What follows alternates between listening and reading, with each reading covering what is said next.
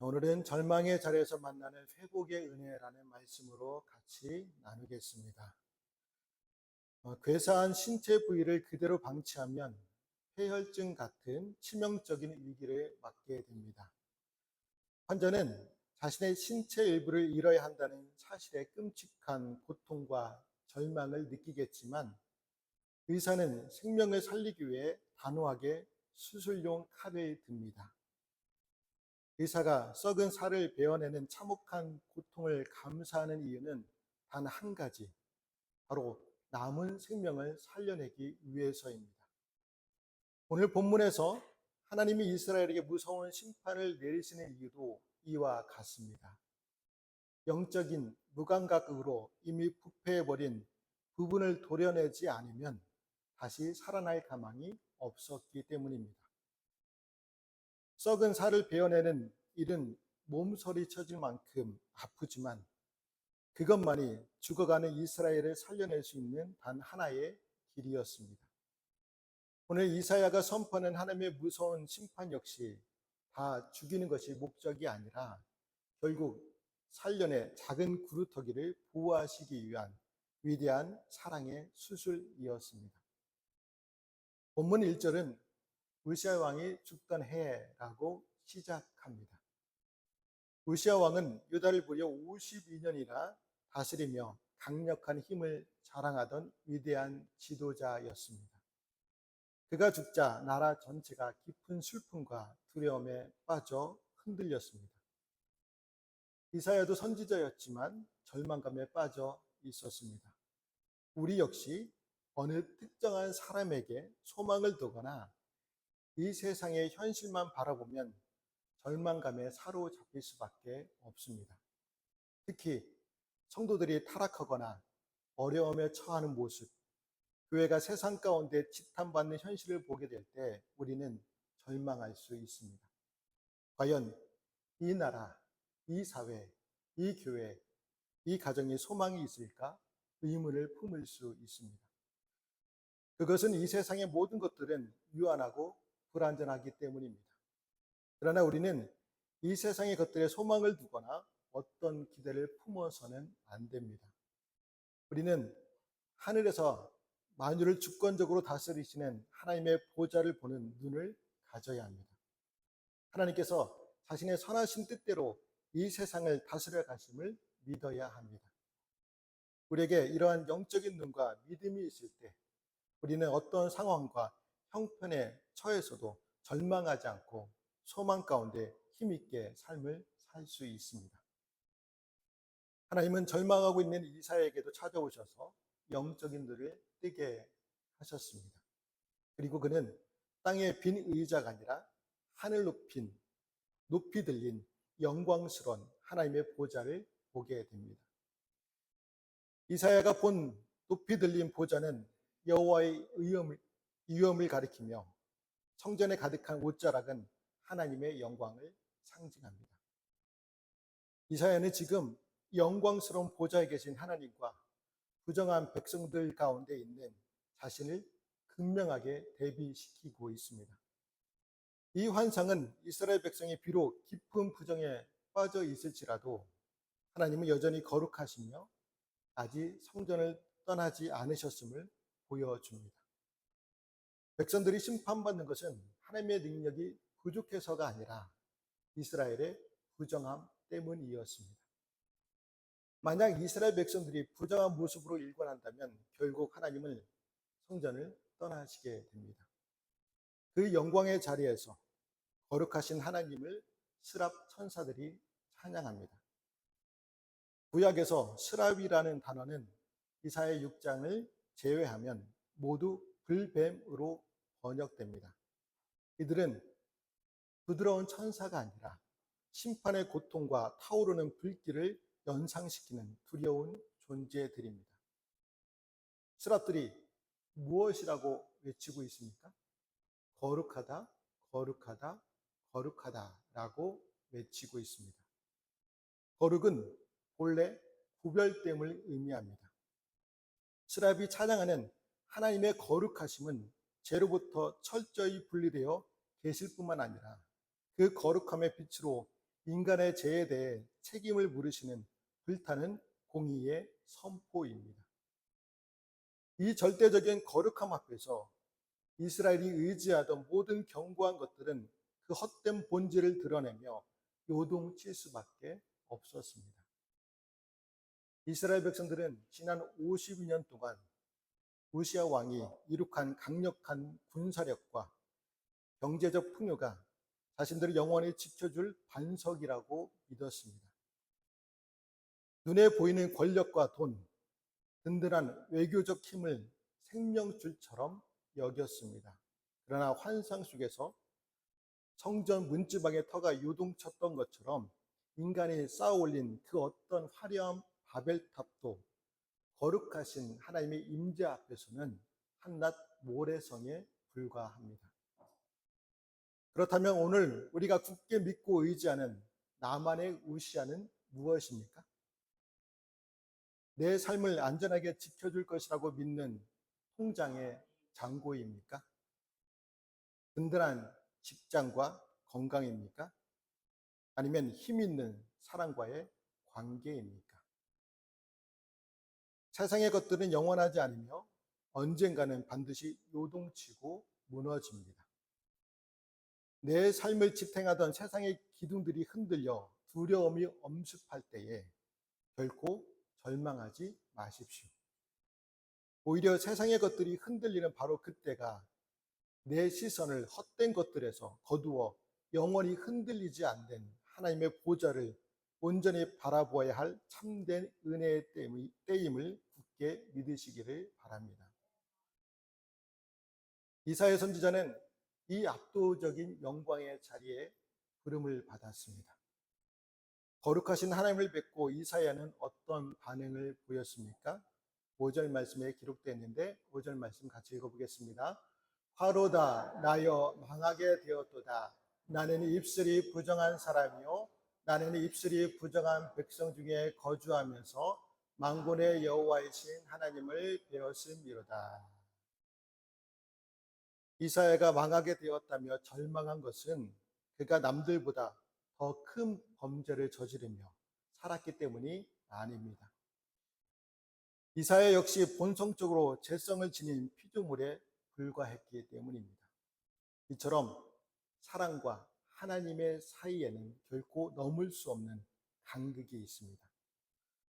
출애굽한 이스라엘 백성들이 하나님의 계시를 보며 여호와의 음성을 다시 들으면 죽을 것이라 두려워했던 것처럼 영광의 왕 앞에 선 이사야의 이 절망은 지극히 자연스러운 모습입니다.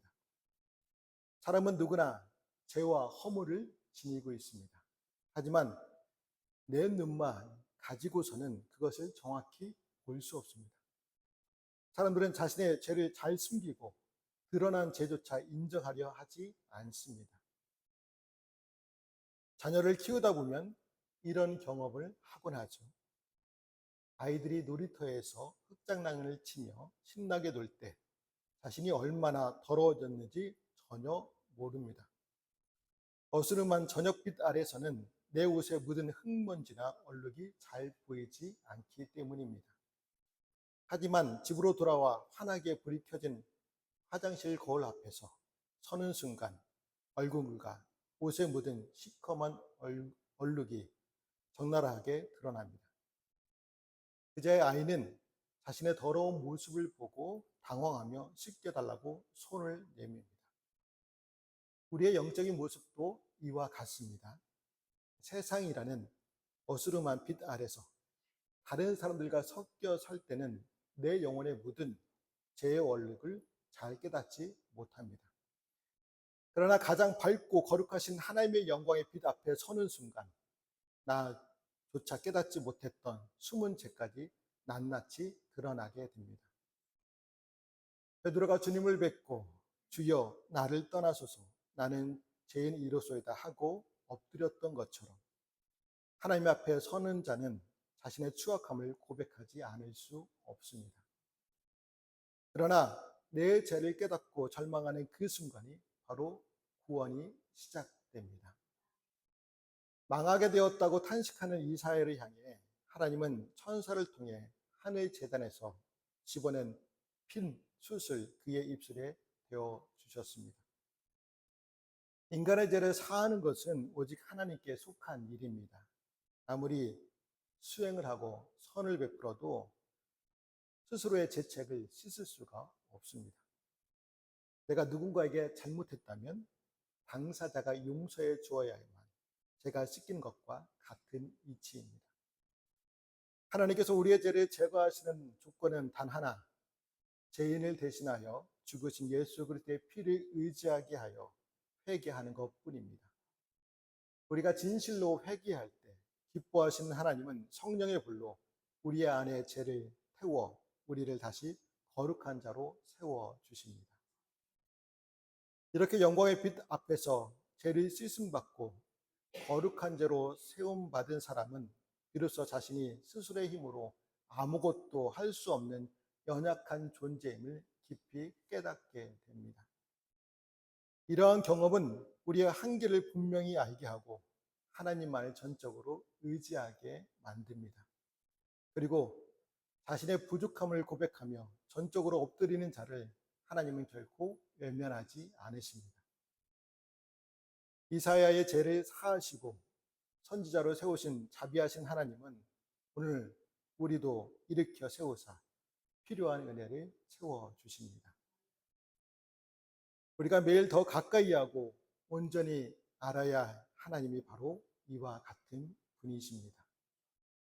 하나님의 거룩하심을 알 때 우리는 비로소 죄를 멀리할 수 있고 하나님의 자비하심을 알 때 우리는 스스로의 연약함과 허물로 인해 좌절할 때라도 다시 일어설 수 있습니다. 이제 부정한 입술이 정결해진 이사야는 천상회의의 결정을 마주합니다. 하나님은 내가 누구를 보내며 우리를 위하여 누가 갈꼬 하며 수사적 의문문으로 이사야의 자발적인 응답을 이끌어내십니다. 이사야는 주저없이 내가 여기 있나이다 나를 보내소서 라며 자원합니다. 모세나 예레미야가 소명 앞에서 주저했던 것과는 다른 모습입니다. 하지만 이사야가 하나님의 예언자로서 나선 것은 그것이 영광스럽거나 개인적인 유익이 있어서가 아닙니다. 예언자가 되려면 개인적인 삶을 포기해야만 했고 듣기 거북한 책망과 경고의 말씀을 전해야만 했습니다. 더욱이 하나님이 이사야에게 주신 메시지는 가혹했습니다. 백성이 아무리 들어도 깨닫지 못하고 보아도 알지 못하게 하라. 그들의 눈과 귀와 마음을 어둡게 하여 고침을 받지 못하게 하라는 심판의 선언이었습니다. 민족을 향한 애정 깊었던 이사야에게 아무도 듣지 않고 오히려 핍박과 조롱이 돌아올 메시지를 전하는 것은 너무나 외롭고 고통스러운 길이었습니다. 그런데 사실 아무리 말해도 듣지 않고 깨닫지 못하는 이 기가 막힌 상황, 왠지 남의 일 같지가 않습니다.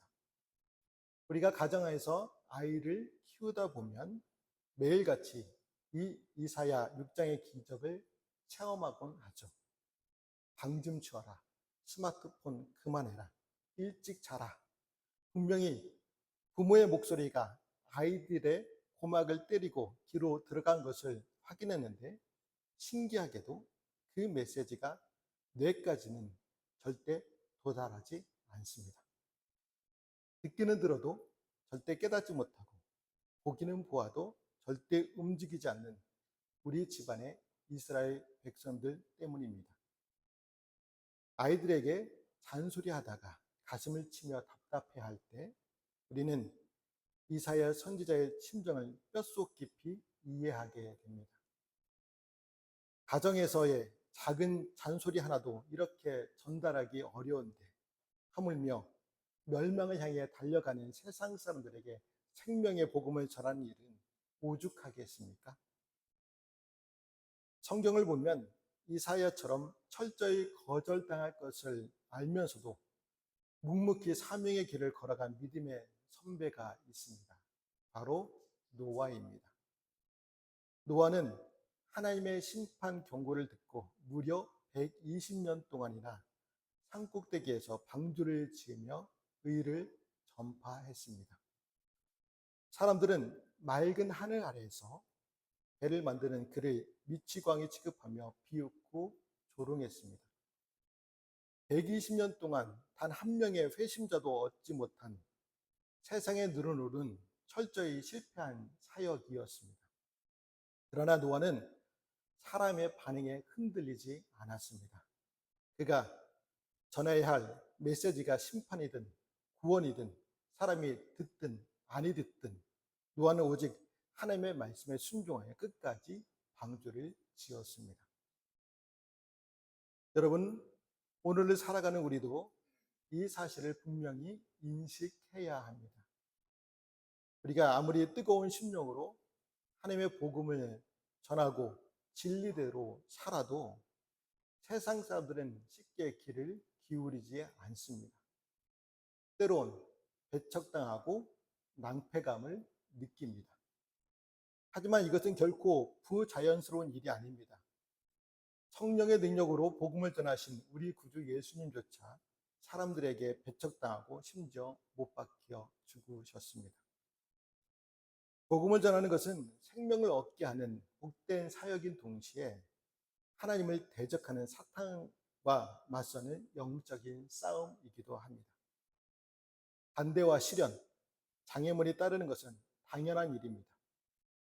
이사야처럼 그리고 노아처럼 결과와 사람들의 반응에 연연하지 않고 내게 맡겨주신 십자가의 사명을 묵묵히 걸어가는 것이 바로 진짜 성도의 모습입니다.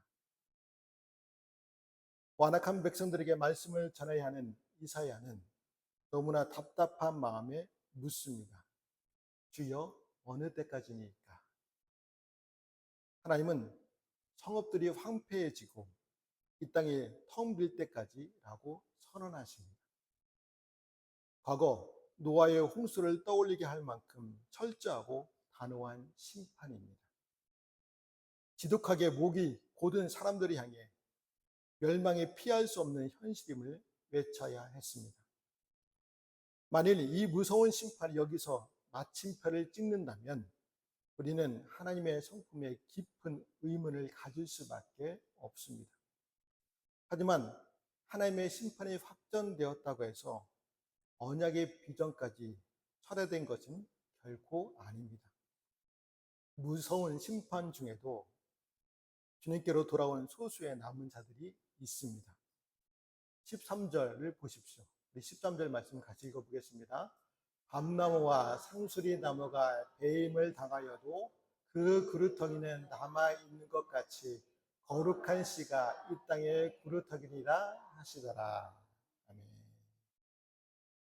이 예언의 말씀대로 유다는 BC 586년에 바벨론에 의해 처참하게 함락되었습니다.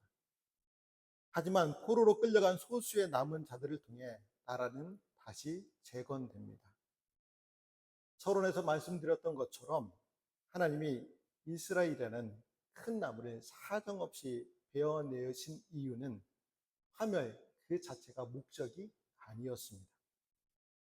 오직 생명이 있는 거룩한 씨만이 자랄 수 있는 정결한 토양을 만들기 위한 수술이었습니다. 큰 나무가 다 잘려 나가 앙상한 밑둥만 남은 것 같아도 철저히 멸망한 이스라엘 가운데서 새싹을 띄울 거룩한 구루터기를 하나님은 기어이 남겨두셨습니다. 우리를 향한 하나님의 은총의 역사는 결코 끝나지 않습니다. 우리의 인생도 이와 같습니다. 때로는 세월이 흘러 육신의 힘이 빠지고 내 삶에 화려했던 잎사귀들이 다 떨어져 앙상한 밑둥만 남은 것처럼 초라하게 느껴질 때가 있습니다. 세상 사람들은 이제 끝났다고 늙고 쇠약해진 것에는 더 이상 소망이 없다고 말할지도 모릅니다. 하지만 하나님 안에서는 결코 그것이 끝이 아닙니다. 하나님은 삶의 모진 풍파를 견디는 여러분의 인생을 든든한 믿음의 구루터기로 삼아 주십니다. 그리고 그 이후에 우리의 자녀들과 다음 세대라는 거룩한 씨를 찬란하게 싹 틔워 내어 주실 것입니다.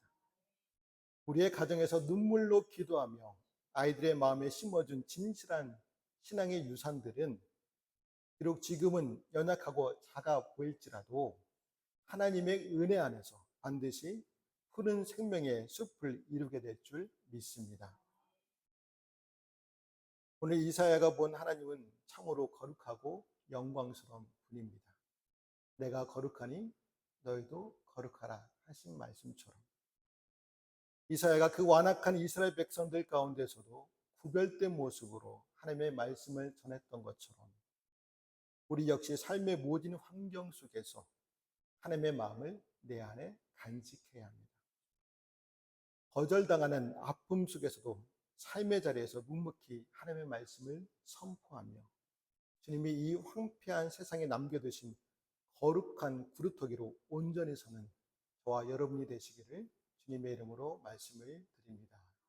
기도하시겠습니다. 하나님 아버지, 이사야를 부르셔서 모든 환경 속에서도 하나님의 말씀을 전하게 하시고